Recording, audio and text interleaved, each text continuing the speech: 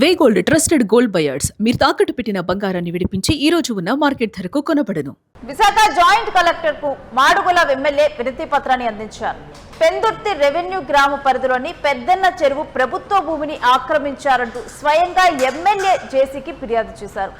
ప్రభుత్వ భూమిని పరిరక్షించాలంటూ బండారు సత్యనారాయణమూర్తి కోరటం జరిగింది. ఇక గతంలో ఈ భూమిపై జరిగినటువంటి ఆక్రమణ యత్నాలను ఆయన వివరించారు.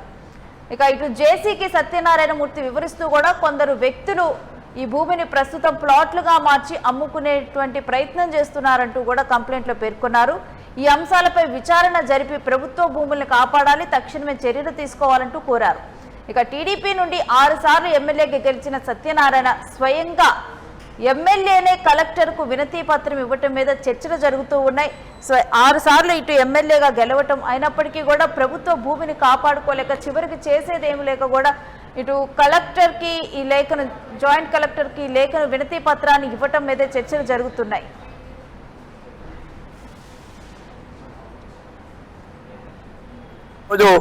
జాయింట్ కలెక్టర్ గారు విచారణ చెప్తా ఉన్నారు. ఎందుకు ప్రజా దర్బార్కి ఇచ్చారంటే మళ్ళీ నాకు ఫాలో కూడా ఉంటుంది, దర్బార్కి ఇస్తే ఈ ప్రజా స్పందనకి ఇస్తే అని చెప్పి ఈ స్పందనలో ఇవ్వడం జరిగింది. త్వరలో దీనిపైన తీవ్రమైన చర్య ఉంటుంది. ఈ విలువైన భూమిని ప్రభుత్వ యంత్రాంగం, మా జిల్లా యంత్రాంగం అనగా విశాఖపట్నం జిల్లా యంత్రాంగం కాపాడుతుందని చెప్పి ఆశిస్తున్నానమ్మా. నమస్కారం. వద్దండి, ఎందుకు భయం? ఒక మాట చెప్తాను, మీరు వినండి. బండారు సత్యనారాయణమూర్తికి ఎప్పుడు భయం అనేది లేదు. ఒక్క మాట బండారు సత్యనారాయణమూర్తి భయపడేవాడైతే విశాఖపట్నంలో ఉన్న 8 స్కాములు, మళ్ళీ చెప్తున్నా స్కాములు, దస్పల్లాది ఫైట్ చేసింది నేను, సిఎన్బిసిని ఫైట్ చేసింది నేను, రేడియంట్ ఫైట్ చేసింది నేను, ఏది మన కార్తీవనం ఫైట్ చేసింది నేను, కోరమనపాలెం వక్ఫ్ బోర్డు కాపు ఫైట్ చేసింది నేను, నాగార్జున కన్స్ట్రక్షన్ మధురవాడలో ఫైట్ చేసింది నేను. ఎప్పుడు భయపడేటువంటి పరిస్థితి లేదు.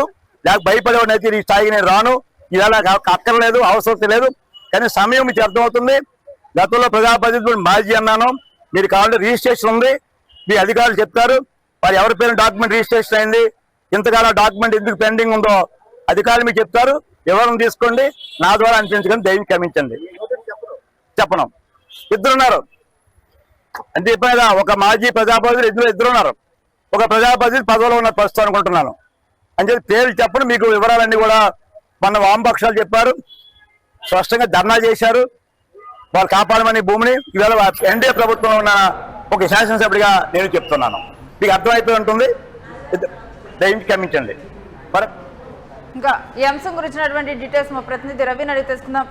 ఎస్ రవి, తానైతే పేరు చెప్పను కానీ ఎవరో కూడా మీకు అర్థమయ్యే ఉంటుందంటూ కూడా వాళ్ళకి సంబంధించినటువంటి వివరాలను అయితే బండారు సత్యనారాయణ వివరించేటువంటి ప్రయత్నం చేశారు. అసలు పూర్తి డీటెయిల్స్ ఏంటి ఈ అంశం మీద? తెలుగుదేశం పార్టీ సీనియర్ నాయకుడు, మాజీ మంత్రి, ప్రస్తుత మాడుగుల ఎమ్మెల్యే అయినటువంటి బండారు సత్యనారాయణమూర్తి నేరుగా ఈరోజు విశాఖ జిల్లా కలెక్టర్ కార్యాలయానికి వెళ్లి జాయింట్ కలెక్టర్ గొబ్బిళ్ల విద్యాధర్ని కలిసి ఆమెకి ఒక ప్రభుత్వ భూమి ఆక్రమణకు సంబంధించి చర్యలు తీసుకోవాలని ఫిర్యాదు ఇవ్వడం జరిగింది. అధికార పార్టీలో ఉన్నటువంటి కూటమి ప్రభుత్వంలో ఉన్నటువంటి ఒక ఎమ్మెల్యే ఇలా ఆక్రమణ జరిగిందని చెప్పి వెళ్ళి ఫిర్యాదు చేయడం అనేది విశాఖపట్నంలో ఇప్పటి వరకు ఎప్పుడు జరగలేదు. ఇదే తొలిసారిగా జరిగింది. ప్రజా ప్రయోజనాల కోసం నేను వచ్చానని, ప్రభుత్వ భూమిని పరిరక్షించాలని పెందుర్తి మండలం రెవెన్యూ గ్రామ పరిధిలో గల సర్వే నంబర్ 107/11 లో ఉన్న పెద్దన్న చెరువు ప్రభుత్వ భూమి 8.8 ఎకరాల సెంట్లు ఆక్రమణదారుల నుంచి రక్షించి కోట్ల రూపాయలు విలువ చేసేటువంటి భూమిని పరిరక్షించాలని కోరడం అనేది జరిగింది. ఈ ఫిర్యాదు అనేది తీవ్ర చర్చనీయాంశంగా మారింది.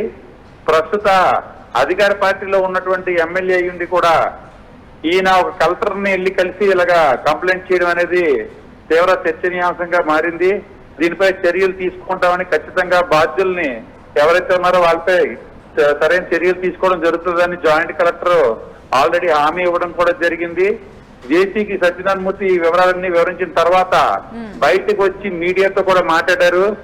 తాను ఎవరికి భయపడనని, గతంలో కూడా ఇలాంటి ఎన్నో ఆక్రమణకు సంబంధించిన అంశాల మీద అధికారులకు ఫిర్యాదు చేయడం, పోరాటం చేయడం కూడా చేశానని, ఈ ఎవరైతే బాధ్యులు ఉన్నారో వాళ్ళ పేర్లను అధికారులే బయటపడతారని అంతవరకు వేచి ఉండాలని ఆయన చేయడం ఇక్కడ తీవ్ర చర్చనీయాంశంగా మారింది.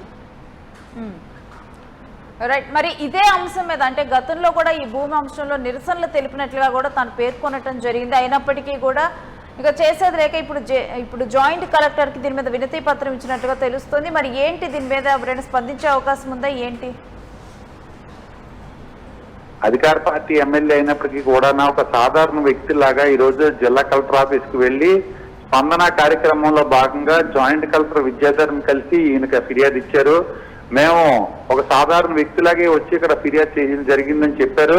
దీని మీద తక్షణమే చర్యలు తీసుకుంటారు అధికారులు, ప్రభుత్వ భూమిని పరిరక్షిస్తారనే విశ్వాసం తనకు ఉందని, అందుకనే ఈ ఫిర్యాదు ఒక సాధారణ వ్యక్తిగా వచ్చి ఇచ్చారని, అధికారం వాడుకుని ఒక ఎమ్మెల్యేగా నా తాలూకు అధికారంతో నేను ఇదేమీ చేయలేదని ఒక సాధారణ ఫిర్యాదుదారుడికి వచ్చి ఇచ్చానన్నారు. ఇప్పటికే దీని మీద వామపక్ష పార్టీలు కొంతమంది విశాఖపట్నంలో ఆందోళనలు కూడా చేయడం జరిగింది. అయినప్పటికీ కూడా బాధ్యులు ఎవరన్నది నా నోటితో నేను చెప్పను, అధికారులే ఆక్రమణదారులు ఎవరన్నది బయటపడతారని బండారు సత్యనారాయణమూర్తి స్పష్టం చేశారు. Right, thanks for the details Ravi. ఇక గతంలో వామపక్షాలు ఇదే భూమి విషయంలో నిరసన తెలిపాయి. అయినప్పటికీ కూడా ఈ భూ ఆక్రమణ అంటే వాళ్ళైతే భూ ఆక్రమణ నుంచి తప్పించుకోలేదు. ఇక గతంలో ఒక మాజీ ప్రజాప్రతినిధి, ప్రస్తుతం ఒక ప్రతినిధి ఈ రకంగా కూడా భూములు కబ్జా చేసి ఇప్పుడు ప్లాట్లుగా మార్చి అమ్ముకునే ప్రయత్నం చేస్తున్నారు. దీన్ని జాయింట్ కలెక్టర్ అడ్డుకోవాలంటూ కూడా వినతి పత్రాన్ని ఒక సామాన్యుడిలాగా ఎమ్మెల్యే వచ్చి ఇవ్వటం, ఒక 6 సార్లు గెలిచినటువంటి ఎమ్మెల్యే, అధికార పక్షంలో ఉన్నటువంటి ఎమ్మెల్యే ఇప్పుడు వచ్చి ఈ రకంగా కూడా తాను ఇటు కంప్లైంట్ ఇవ్వటం అయితే చర్చనీయాంశంగా మారింది.